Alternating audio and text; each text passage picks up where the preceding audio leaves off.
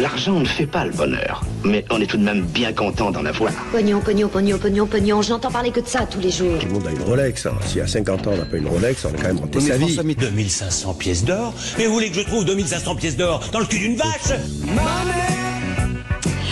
Ça y est, vous pouvez le défendre, Philippe. Non, je le défends. D'abord, la polémique est dérisoire. Et ensuite, j'admets la validité de son explication parce que lorsqu'il affirme qu'il enlève sa montre, ça m'est arrivé plusieurs fois quand je m'apprêtais à faire des conférences et que j'ai des gestes parfois un peu brutaux. J'enlevais ma montre de peur de taper et de faire du bruit. Donc, je laisse ça de côté. Enfin, là, il est debout. Hein. Oui, là, il est debout. Il est oui, pas... mais franchement, je crois que je l'espère, pas totalement tort. Mais sur le point central que vous évoquez, vous avez totalement raison au sujet de l'argent. Les Français, contrairement aux États-Unis, ne félicitent pas les gens de ce qu'ils ont, mais sont aigres devant ce qu'ils n'ont pas. Et ça crée une différence radicale sur le plan de la frustration et de la jalousie. Mais est-ce que cette frustration, par exemple, Michaël Sadoun, n'est pas démultipliée avec une politique justement qui incite à bannir, à dévoyer des gens qui réussissent aujourd'hui ? Même à petite échelle, une réussite, elle n'est pas forcément que milliardaire. Déjà, je pense que la France n'est pas un pays qui empêche la richesse de se constituer. On est le 3e pays dans le monde qui a le plus de millionnaires en valeur absolue du monde entier. Je crois 2,8 millionnaires en France, notamment constitués par du patrimoine immobilier principalement. Et on est dans les pays qui ont les plus grands milliardaires. Bernard Arnault était première fortune mondiale pendant un moment. La plus grande fortune féminine était aussi française pendant un long moment. Bettencourt-Meyer. Oui. Donc, L'Oréal. On n'est pas un pays anti-riche. Je pense que les Français, d'abord, on se moque de Louis Boyard parce qu'il y a une hypocrisie de la gauche derrière ça, c'est-à-dire condamner la quête de biens matériels, mais en même temps, quand on peut avoir un petit objet sympa, ça fait plaisir quand même à tout le monde. Donc c'est cette hypocrisie, à mon avis, que les Français ont sanctionné, et moi le premier, alors que je suis pas du tout anti-biens matériels. Et je pense aussi que les Français ont leur bonne et leur mauvaise tête. Ils estiment qu'il y a une bonne manière de gagner de l'argent et une mauvaise manière de gagner de l'argent. Donc ils vont s'abattre sur un tel riche et pas sur tel autre. Et puis il faut voir le revers de la médaille, parce qu'aux États-Unis, il n'y a pas de tabou vis-à-vis de ça, mais la société américaine est une société dans laquelle on considère que globalement, si vous n'avez pas gagné d'argent, c'est que vous êtes nul. Oui. Donc je n'aime pas ce revers de la médaille. C'est un autre travers. C'est un autre dans travers. le sens. C'est pour ça qu'on a un milliardaire président des États-Unis, mais je pense qu'on n'aurait pas un milliardaire en France, président de la France, parce qu'il se ferait lyncher pendant sa campagne. Donc moi je crois qu'il y a quand même une chose, c'est le niveau des politiques dans ce domaine qui est affligeant. Je me rappelle un certain François Hollande qui avait osé dire, dans un débat face à Michel Alliot-Marie, alors il n'était pas président, il était encore premier secrétaire du Parti Socialiste, je n'aime pas les riches, j'en conviens, je n'aime pas les riches. Alors, et il qualifiait les riches de gens qui gagnaient 4 000 euros par mois. Je tiens à rappeler qu'un député gagne beaucoup plus de 4 000 euros par mois, ce qui signifie que François Hollande ne s'aimait pas lui-même. Ce qui est quand même un record. Je crois que l'actrice qu'il a épousée, Julie Gaillet, ne doit pas avoir des cachets à 4 000 euros. Mais bien plus. Donc, ça veut dire qu'il n'aime pas sa femme. Et comme il ne fréquente personne à moins de 15 000 euros par mois, il n'aime pas ses amis. Alors, c'est complètement hallucinant, parce que pour faire gauche, il fallait dire... Non, je n'aime pas les riches. Oui. Mais quand vous avez quelqu'un qui va finir à l'Élysée, qui dit de telles énormités, ça veut dire que ce pays, ça veut dire que pour ce qui le concerne, c'est ridicule, mais ça veut dire que pour que des gens le croient, ce pays est malade. Oui, mais tout de même, Philippe, je vous trouve là aussi avec beaucoup de talent, un peu de mauvaise foi. Il est vrai que j'aime beaucoup le couple Ségolène et François Hollande. Mais ils sont plus en couple depuis longtemps. Oui, non, mais je veux dire, je les relis dans mes raisonnements politiques et on ne peut pas dire il n'aime pas lorsqu'il dit je n'aime pas les riches. Ah bah si, il le dit. C'est une... Oui, mais il faut... Parce que même Madame Alliot-Marie dit, vous avez une drôle de conception. Je vous ai qualifié d'intellectuel, essayez de le démontrer. Face à vous, je n'aurais pas de mal. Il veut mettre en cause... Très bon. Il veut mettre en cause un certain univers et il le fait maladroitement et c'est idiot de globaliser ainsi. Mais on ne peut pas tout de même traiter ces propos de François Hollande comme l'expression d'une bêtise suprême. Voilà.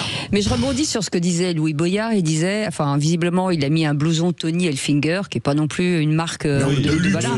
Le problème c'est pas qu'il ait une montre qui vale un petit peu d'argent ou quelque chose, c'est de se sentir obligé de le dissimuler. C'est ça qui est dingue. Ça pose aussi la question de l'électorat de Louis Boyard. Oui, non, mais ça c'est un vrai souci quand même. Ah bah oui, je suis d'accord. Mais moi je crois l'obligation de explication, ma chère Cécile, je ne pense pas qu'il l'ait enlevé parce qu'il avait peur de montrer une montre à 295 €. Moi j'y crois absolument pas. Moi non j'y crois absolument pas. Voilà. Il l'a fait dans une forme de secret qui était à mon avis évident sur ses intentions politiques.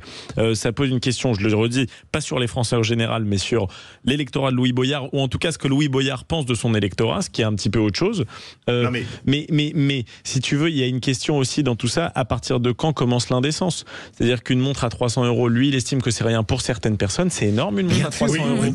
Alors pourquoi lui, il va fustiger quelqu'un qui a une montre à 5 000, et pourquoi celui qui a une montre à 5 000 va fustiger celui qui a une montre à 50 000? Donc il y a toujours cette question du curseur. Il y a en effet, je crois au concept d'indécence, mais elle est d'autant plus permise par une société où la transparence est obligatoire. Excusez-moi, je trouve quand même que cacher sa montre, c'est un peu fort de café, parce que rappelez-vous ce qu'avait dit le patron de Louis Boyard, Jean-Luc Mélenchon, il y a quelques années.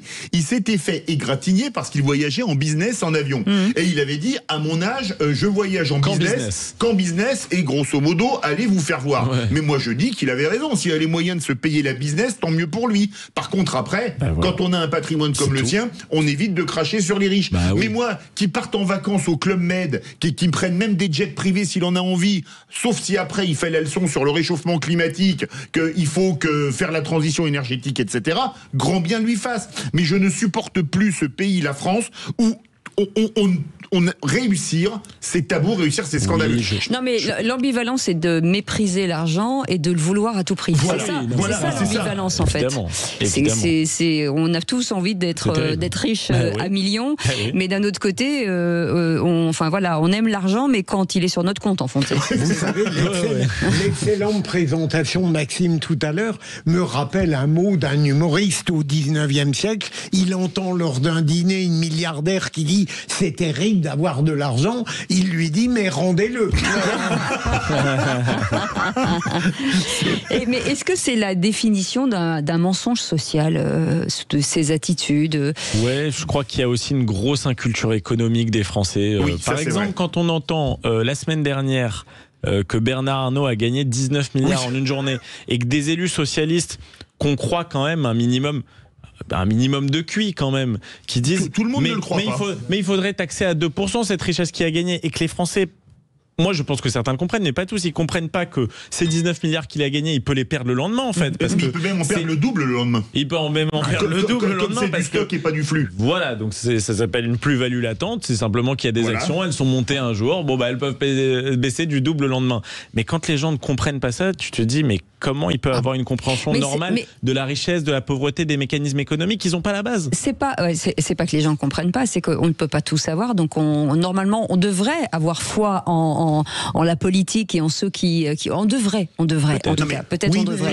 Et donc quand on n'est pas aguerri à l'exercice, malheureusement, il y a plein de choses que je ne comprenais pas et que je comprends aujourd'hui parce que je travaille dans ce domaine-là et que j'aurais pu croire à un moment donné. Donc l'éducation économique. Michael a raison dans beaucoup de domaines, alors que les citoyens a le droit d'avoir la parole, heureusement. Il y a, par exemple, une inculture judiciaire, une inculture économique. Moi, j'en suis un parfait exemple, et j'ai été frappé récemment par un dialogue où François Ruffin a été littéralement laminé par un patron de l'industrie, Alexandre Sobo, remarquable, d'une manière très simple. Il lui a expliqué des fondamentaux que même moi j'ai compris. Et donc, je crois que ça veut dire que avant la discussion démocratique, il faudrait un minimum Mais l'éducation. Non mais absolument. Alors, je crois qu'il y a un problème pour l'éducation, mais je voudrais rassurer Cécile qui dit maintenant il y a des choses que je comprends. C'est parce que tous les jours elle est au contact d'un grand intellectuel, pour citer Philippe Bilger.